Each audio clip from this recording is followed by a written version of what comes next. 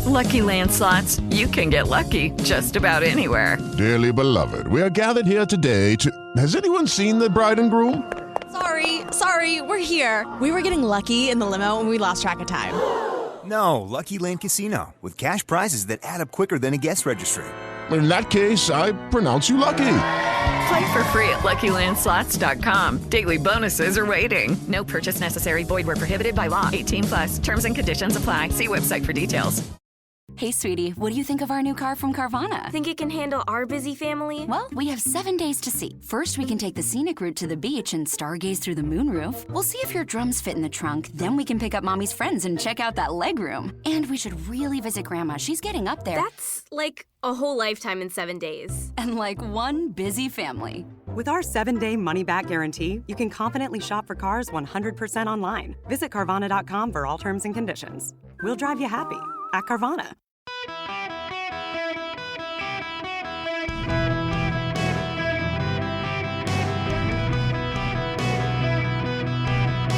Welcome to the Eric Erickson Show podcast, Hour 3.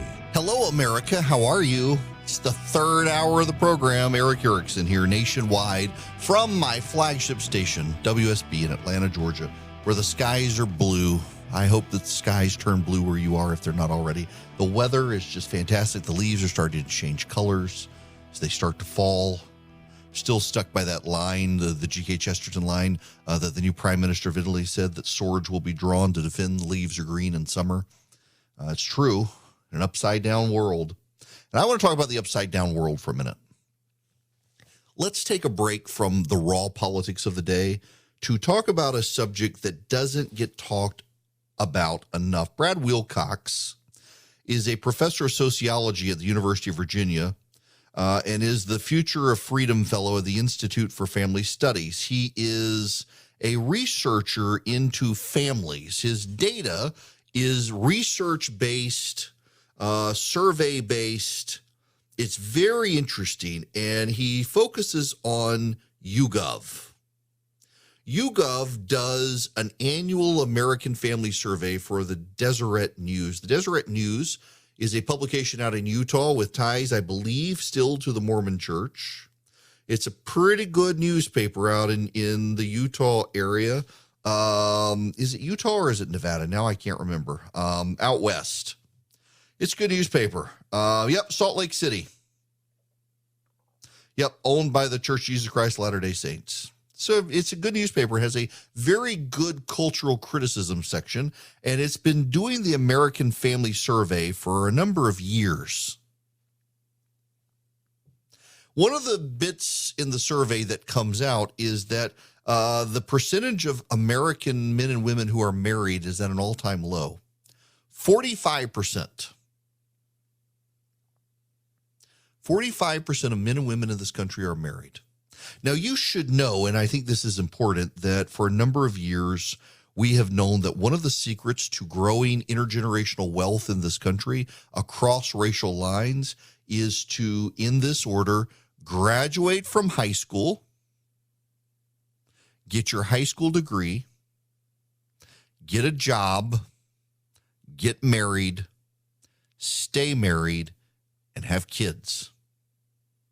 College is not as important as graduating from high school before you get married, getting married, and not having kids until after you're married. If you do that, the odds, regardless of your race, of creating intergenerational wealth goes up significantly. The odds of you maintaining gainful employment long-term go up significantly. The odds of improved health, improved quality of life go up significantly. But over the last number of years, the progressive movement has tried to encourage people to take a different path in life, and it's worked to a degree. We are lambasted about the patriarchy in this country. We're lambasted about marriage being an old institution of the patriarchy. In 2019, The Atlantic ran an article about what you gain when you lose a spouse. The New York Times started running stories about beyond marriage and how awesome it was for women's liberation to be free of men. More recently, Bloomberg said that, quote, women who stay single and don't have kids are getting richer and have a deep sense of satisfaction and love the financial freedom. One woman quoted in the article said, quote, I love my life and feel very fulfilled. She had money, she had no man and no kids. She had a full bank account and a set of AA batteries, and she was fine. What all of their suggestions are basically is that marriage and parenthood are bad, and they'll hold you back. And you won't be as prosperous, you won't be as fulfilled, you won't be as happy if you ladies get married and have kids. Essentially, what the American progressive elite in this country have been telling you for some time is that you can have your cake and eat it too. You can have it all. The American Family Survey is now out for 2022, and it shows a couple of things, which I find very interesting. Do you know which group of women are the most financially prosperous? Which women in America have the highest net worth? Which women in America make the most money? Which women in America will be able to retire comfortably? The ones who are married and have kids. That's right. That's right. Married mothers aged 18 to 55 have a mean household income of $133,000 compared to $79,000 for childless single women 18 to 55, according to the U.S. Census Bureau. According to the Census Bureau, married women in America are wealthier, have more money. Their families bring home more money. Now get this. Which group of people is the happiest? 35% of married mothers aged 18 to 55 say they are completely satisfied with their lives, compared to 15% of childless women. Single childless women are 60% more likely to report being lonely. The Wall Street Journal reported the marriage premium in assets is growing by leaps and bounds. The median net worth of a married couple 25 to 34 years old was 9 times higher than the median net worth of single households in 2019. And who are the happiest people in America? Conservative women. They are 15 percentage points happier than liberal women. 31% of conservative women are completely satisfied with their lives versus 16% of liberal women. And the advantage can be explained by the fact that conservative women are 26 times more likely to be married and 24 times more likely to be happy with their family lives. In other words, it seems the happiest women in America are the least self-centered and more likely to embrace family and being cared for and caring for others. In other words, everything the media's told you for the last few years is crap. Now, let's pull this out. Let's pull this out. And again, you can get this in the stack of stuff if you text the word data to 33777. Follow through the link. If you subscribe, you'll be able to see it. Brad Wilcox's research is credible research that is cited by a lot of people on the left and the right. And it always comes back to the old school ideas that we know. Having kids fulfills you. Being married for most people is fulfilling. Pouring your life into singledom causes self-isolation and overall harms your mental health. These are things that have been known for some time. And the media, particularly the progressive elite in this country, have pushed back very hard on this stuff. And part of me just feels like part of it is spiritual warfare. Now, I don't expect you to share my worldview and values. And you know, I'm an evangelical Christian, but just hear me out on this. There is a spirit in the world today, whether you look at it theological or whether you just look at it as mass psychosis or something, driving people to isolate themselves, telling them traditional values and the way people in the past have lived their lives is wrong. And I think it is doing profound disservice. It's doing profound disservice in large part because what it is doing is it's telling you to upend the order of life that has been established over centuries for something new and shiny. There's always something new and shiny. What it does is it neglects the democracy of the dead. In orthodoxy, so I started this hour talking about the Prime Minister of Italy, the new lady, Giorgia Meloni. She quoted Chesterton that the time will come when fires will burn, that 2 + 2 = 4, and men will draw swords to defend the leaves are green in June. Chesterton could see where postmodernism would head, where everyone could have their own truth and no one would be committed to the truth. In his work, Orthodoxy, he talked about the democracy of the dead. It's a phrase I love. It will not do for us if we attach great importance to the opinion of ordinary men in great unanimity when we are dealing with daily matters. There is no reason why we should disregard it when we are dealing with the history or fable. Tradition may be defined as an extension of the franchise. Tradition means giving votes to the most obscure of all classes, our ancestors. It is the democracy of the dead. Tradition refuses to submit to the small and arrogant oligarchy of those who merely happen to be walking about. All Democrats object to men being disqualified by the accident of birth. Tradition objects to their being disqualified by the accident of death. Democracy tells us not to neglect a good man's opinion, even if he is our groom. Tradition asks us not to neglect a good man's opinion, even if he is our father. I, at any rate, cannot separate the two ideas of democracy and tradition. It seems evident to me that they are the same idea. We have the dead as our councils. The ancient Greeks voted by stones. These shall vote by tombstones. It is all quite regular and official, for most tombstones, like most ballot papers, are marked with a cross. What is he actually meaning here? The order of our society is not by accident. We can take the theological construct out. We can take out the theological construct of Genesis. We can take out the Judeo-Christian concept of God told man to take wife, male and female, together as one, and they shall procreate, and they shall dominate the earth, and they shall rule over the earth, and they shall be good stewards of the earth. A man and a woman, they leave and they cleave, as some preachers say. They leave their families, they unite as one. In a monogamous, heterosexual, two-person marriage, they have kids. We can take all of that out, and we can boil it down simply to what G.K. Chesterton was saying. Over thousands of years, mankind, through trial and error, settled on the best way to raise a family and set up life.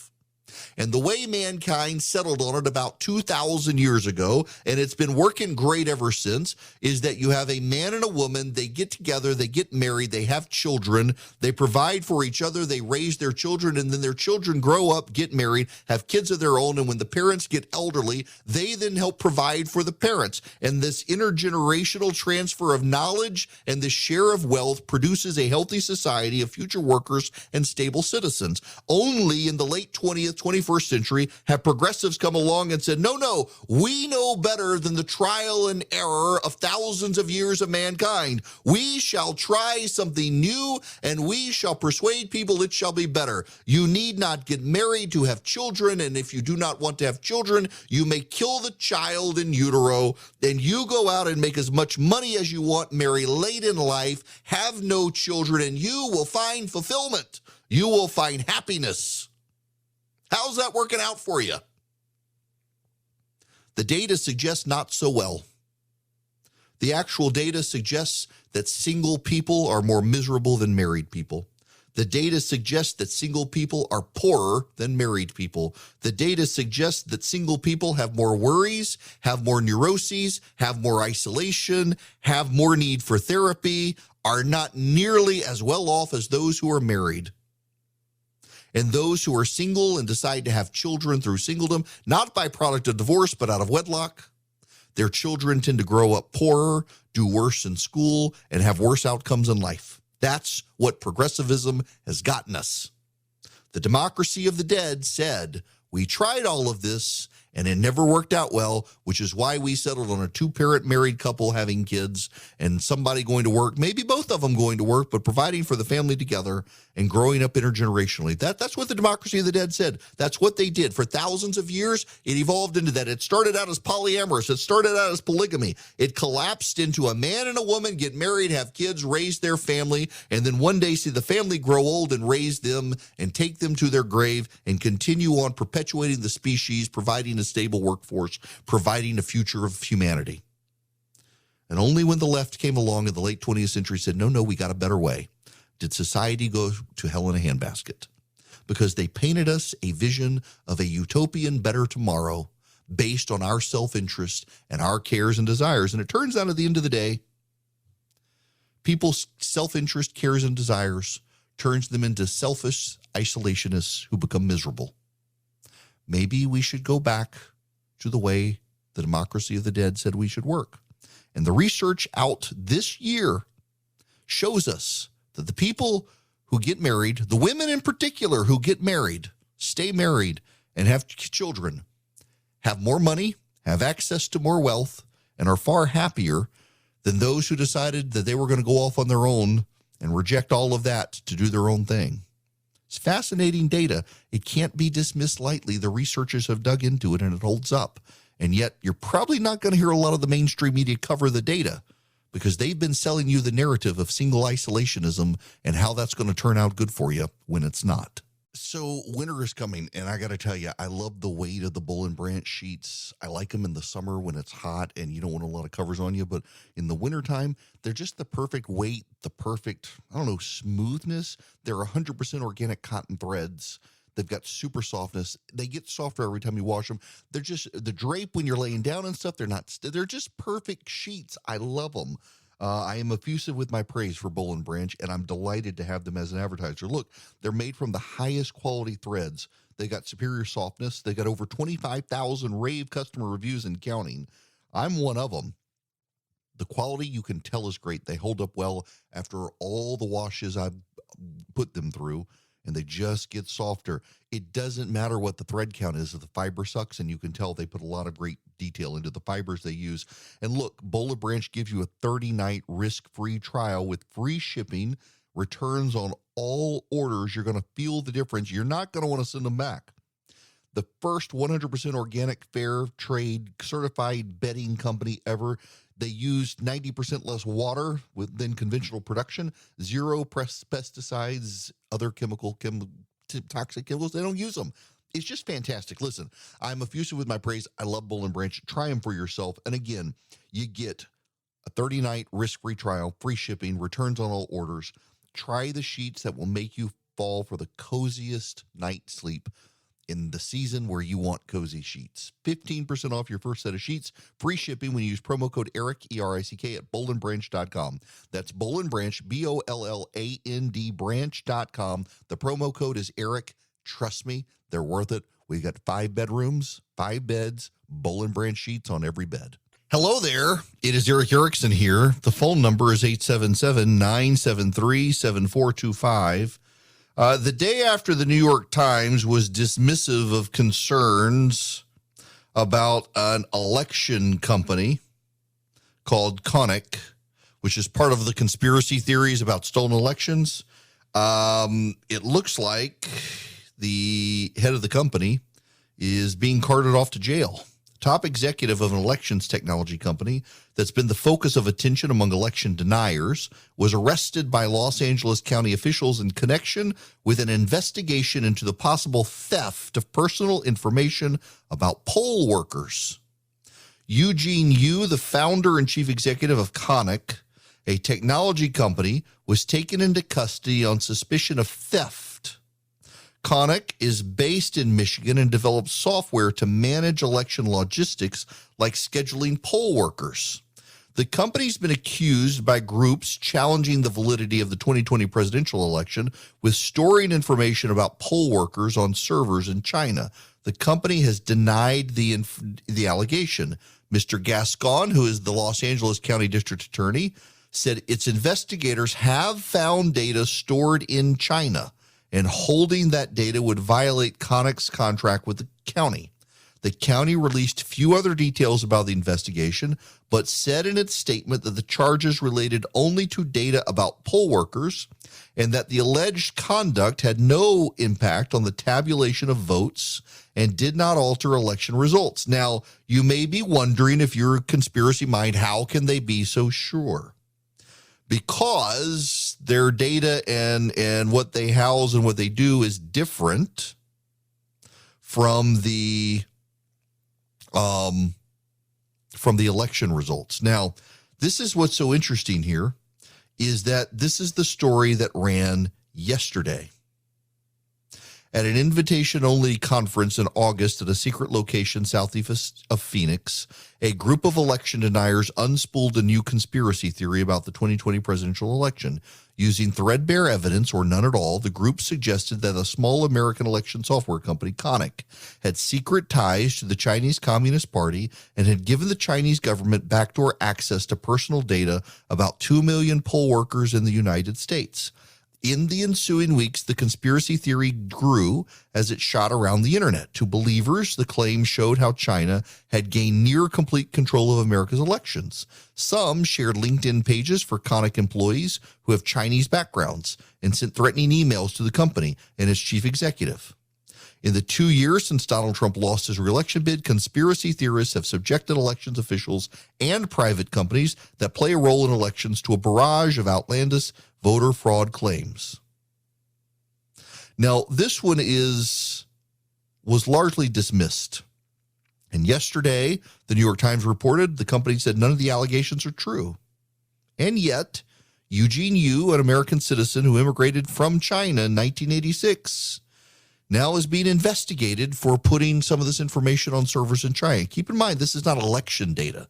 It's data about poll workers, which is separate. There's no evidence at all that they interfered with the election, but could poll workers have been compromised? That's the conspiracy theory. Doesn't look like it, but there you have it.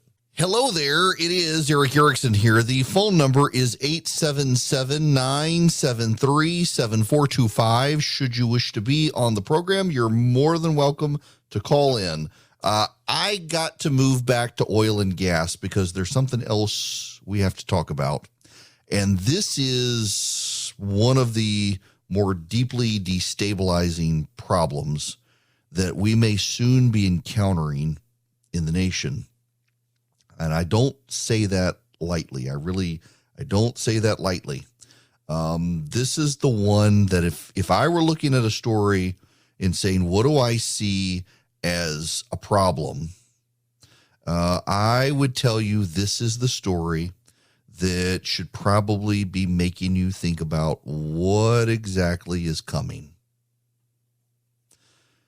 In Germany, BASF has a plant that could plunge Europe into crisis, and that crisis could spill over to us. BASF has a plant there, Ludwigshafen site. It's a 10 square kilometer, I don't know how much that is in miles, industrial complex. The company even runs its own network of buses to get employees back and forth through the facility. What the company started doing in the 1950s was they built this elaborate facility. And in this facility, it produces chemicals and byproducts from those chemicals that are then on site also used to produce other things. So, for example, one of the byproducts of the primary chemicals produced is ammonia.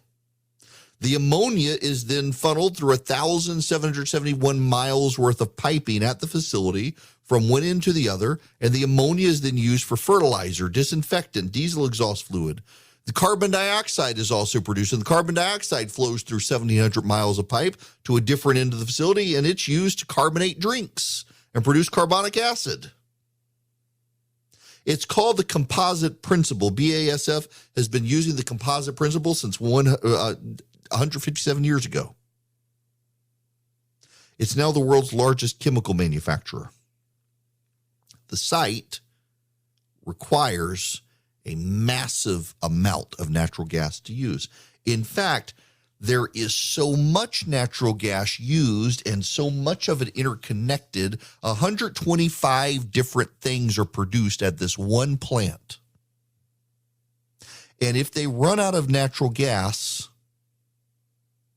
they're going to have to shut it down. And here's the problem. This plant has literally been in operation nonstop since the 1950s. It has never been depressurized. And there's a fear that if they have to depressurize it because of a natural gas shortage in Europe, it could break. It literally has never been depressurized since the 50s. In fact, BASF, it uses so much natural gas, it uses this one plant. Get this. This is a crazy statistic. This one plant uses so much natural gas, it's equivalent to the entire use of natural gas for the country of Switzerland, this one plant. This one plant uses all of the natural gas that the entire nation of Switzerland uses. And Germany is beginning to ration gas. So there's a problem. There's a very bad problem. A lot of the products, as I mentioned, that are made at this plant are byproducts. So ammonia is a byproduct of the production processes. It's funneled all over the plant and is turned into fertilizer and other things. Carbon dioxide is a byproduct of the production process. It's funneled all over the plant and it makes fizzy drinks. It makes, the plant makes ibuprofen. It's the world's largest manufacturer of ibuprofen. One of the actual end products, not a byproduct that's made, but one of the end products that's made is called AdBlue. AdBlue is a liquid used to reduce air pollution in diesel engines. It's a legal requirement for every heavy good vehicle. Here's the problem. If the plant has to cut back, if the plant has to reduce its manufacturing, it's going to reduce the production of AdBlue. And guess what? There's already a shortage. Since April of 2015, all new vehicles sold in Europe can no longer be driven without AdBlue. According to the European Manufacturers Association, AECA, sales of diesel-powered commercial vehicles in the European Union have increased and account for 95.8% of the market. With skyrocketing energy prices, more and more manufacturers have to cease production of AdBlue, leading to a shortage. The consequences are serious and could lead to a logistics nightmare. Without AdBlue, trucks come to a standstill. Products aren't delivered to stores. Supermarket shelves go empty. Everything around the economy collapses.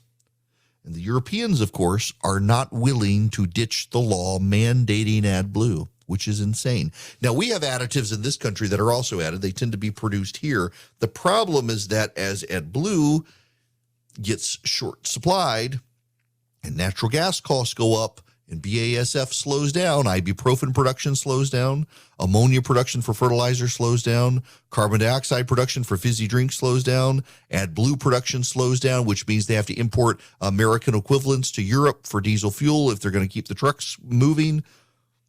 This is really not a good thing. Is Vladimir Putin playing hardball to a degree? And the question is whether or not the Europeans allow him to get away with it. And they might not. But in not doing it, they are increasingly unflexible. And then in this country, Joe Biden has announced he's going to continue to release oil from the Strategic Petroleum Reserve. This is important because the Biden administration is looking at having to fill it back up again. We're running low on oil in our Strategic Petroleum Reserve. The Biden administration wanted to keep gas prices low to help Democrats get elected, and the chickens are coming home to roost on this. Let me explain this one to you. Europe is on the verge of a diesel shortage because they can't get the additive AdBlue because of high natural gas prices. Trucks in Europe can't run on the roads without it. They're going to have a problem. OPEC is decreasing oil production, which is going to drive up prices. And meanwhile, in this country, to try to mitigate the economic impact and help the Democrats, Joe Biden has been withdrawing from our Strategic Petroleum Reserve. It is now the lowest it has been in more than a decade. If he fills it back up, he's going to do so at a very high price. If he continues to withdraw from it at the rate he has been withdrawing from it, it will go empty. It is the strategic petroleum reserve. We need it for reasons of national security, and he is withdrawing from it to help the Democrats mitigate the coming Republican wave. As OPEC decides to cancel production and decrease it by 2 million barrels a day, that's going to drive up prices unless Joe Biden commits to emptying the strategic petroleum reserve. If he does, it's going to hurt our national security, and he's going to have to fill it back up with even higher oil prices. Joe Biden is causing a national security crisis to try to get Democrats elected. Not even to try, but to mitigate the damage. He's willing to risk a national security crisis in order to ensure that the Democrats get elected by voters not being mad about high gas prices. Here comes OPEC cutting its production, which is going to cause prices. Already prices are up about to $90 a barrel. They had almost gotten down to 80. They're back up to about 90. They're going to go back up. You've still got hurricane issues in South Florida and in the production areas of the Gulf of Mexico. More storms might be coming. Gas prices are going up. You're 5 weeks before the election. This could be really, really bad. And they don't care, because they'll do anything they can to stop Republicans getting elected. The Democrats are willing to harm our long-term national security because they believe Republicans are a bigger threat. They think Republicans in charge of Congress are an epistemic threat to our republic that must be stopped. They know Republicans are a danger to democracy. They know Republicans are authoritarian. They know Republicans are bad, so they must do anything possible to stop the rise of the GOP, to stop the Republican wave, to stop a guy like Herschel Walker from getting to the Senate, to stop Kevin McCarthy from being Speaker of the House. They got to do anything and everything. And if it is wiping out the Strategic Petroleum Reserve, they will do it despite our national security, because they believe Republicans are a greater threat to our national security than China, Russia, Iran, ISIS, the Taliban, Al-Qaeda, anything else. They have internalized their hatred for the Republican Party. The Republican Party are just a bunch of domestic terrorists. And it's not good for any of us. Pete Buttigieg was on with Neil Cavuto. And my gosh, this guy, he's just alienating to Americans. Listen to this. You know, I definitely think we'll be in a better situation when we're not dependent on a commodity that is largely being produced in foreign dictatorships. It's one of many, many reasons why American energy security will benefit from homegrown clean energy, which is, of course, exactly the direction we're trying to go into for the long term. For the short term, you've had measures like the Strategic Oil Reserve, measures like the flexibility on ethanol. A big part of the reason why you saw gas prices go down so much over the summer. And we've got to make sure we're continuing to bring that short-term relief, because even though I'm excited about America leading the way into a future where we don't have to wait on some Middle Eastern country in order to get our energy, the reality is that's not happening overnight. And we got to make sure we're prepared on both fronts. That's what he says. And, he wants us to switch to battery-powered cars, of course. Well, yeah. It's not like we can assume that just tomorrow the sun's going to come up and we don't need any fossil fuels, right? We're in a transition, and transitions are complicated. And, again, it's one of the reasons why you saw the president act so aggressively to bring gas prices down, make it easier for Americans to afford gas, because, most Americans are driving a gas-powered car. And so it's one of many reasons why we need to manage this transition in a smart way, but we can't afford to drag our feet, and there's certainly nothing to be gained by trying to stop this progress or slow down American leadership when it's very clear that industry and the world are moving in a direction that's going to be cleaner at a time when most of us believe that climate change is real, and most of us recognize there are amazing numbers of good-paying American jobs to be had if we insist on the U.S. rather than somebody like China leading the way into that clean energy future. Though, if we just produce more domestic fossil fuels, which we're still going to need, we're not all going to go batteries. Planes aren't going to go battery. Farm equipment's not going to go battery. Your car is not going to go battery. We could lower prices today. We could lower energy prices today. We could lower inflation today if we did it. The Biden administration is just convinced we cannot do that. They would rather us all be damned to high prices in order to get a battery-powered future that'll never come than accept reality. They're living in a pipe dream. It's not going to help us. And now it looks like the situation may get worse because of what's going on in Europe. Real quick here, you got to also listen to this from Steve Kornacki on MSNBC on NBC's new polling data. 5 weeks to go, so let's take a look here. First, the big picture indicator. We always say the president's job approval rating, usually the most reliable indicator of how midterms are going to go. For Democrats, this is not good news. Joe Biden's average approval rating is 42.7%. Put that in perspective here with modern presidents at this exact same point in their first midterm, and Biden's right at the same level that Trump, that Obama, that Bill Clinton were in what were brutal midterms for them. The only exception in modern times, George W. Bush a year after 9/11. You see what this meant. For Trump, he lost the House in 18. For Obama, his party lost the House in 10. For Bill Clinton, his party lost the House in 94. Biden's approval rating is right in that range. That's the bad news for Democrats. What's made this a little bit more complicated, though, is when you look at the generic ballot, when you ask folks, Democrat or Republican, who would you like to see control Congress next year? The Republicans actually now have the lead on average on this question. It's by 1 point. Democrats actually were ahead until the last week or two. But if you look at the most recent wave elections and midterms, 18, 14, 10, 06, these were all wave elections. And the party that won those waves was up by more than a point at this juncture in the race. So the generic ballot closer than we've seen in wave elections of recent times. Biden's approval rating looks bad for Democrats. The generic ballot has them more competitive, though. That's what's causing a little bit of the uncertainty here. Yeah, but is that uncertainty or is it polling error? We'll find out. Energy prices, they start going back up. You're going to see an even bigger jump in the generic ballot for the GOP, and the Democrats know it, which is why they'd rather wipe out our strategic petroleum reserve and jeopardize our national security than hand it over to a group of people they find to be threats to democracy. Ooh, we got 5 weeks, folks. Five weeks left until this thing is over. Then we can start talking about 2024. We'll be back. Hi there. Welcome. It is Eric Erickson here. The phone number is 877-973-7425. Glad to have you with me. Real quick, I got to play you some audio from the RNC chairwoman about Google and email suppression. Yeah, I mean, Google is participating right now in voter suppression. Okay, that's just a fact. We already have a media that doesn't share the whole story of the news. Thank you for having me on your show and being so honest. So that's the uphill battle. But the American people are smart. And they know that fentanyl is in their cities. They know that crime is running rampant. They know that they're paying more at the pump. They know that their kids have deficits coming out of this pandemic, and they are ticked off. And that's why we're going to win back the House and the Senate.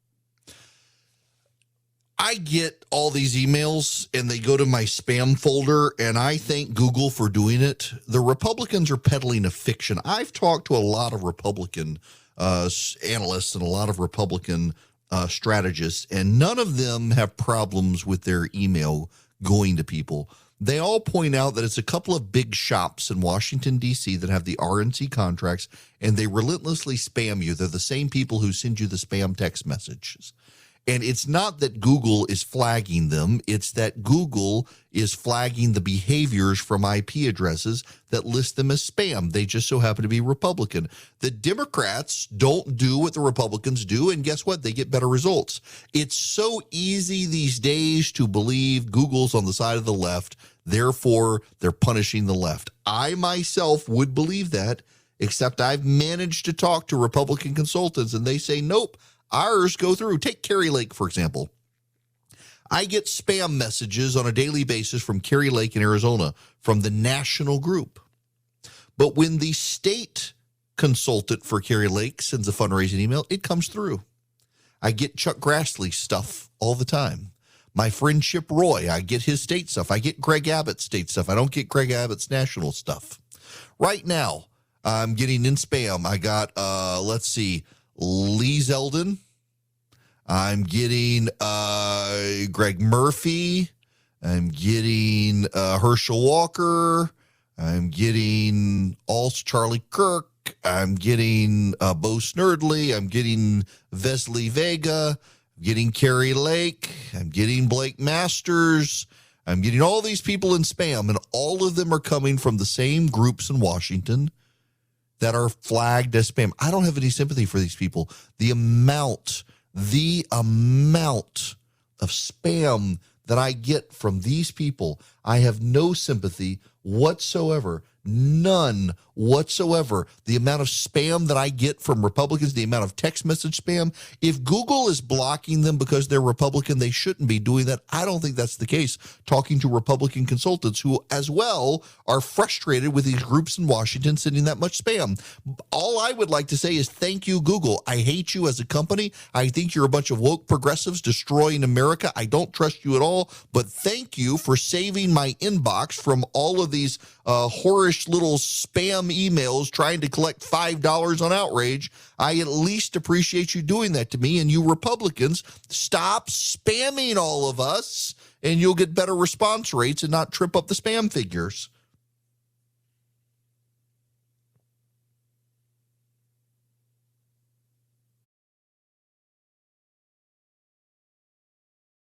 With Lucky Land Slots, you can get lucky just about anywhere. Dearly beloved, we are gathered here today to... Has anyone seen the bride and groom? Sorry, we're here. We were getting lucky in the limo and we lost track of time.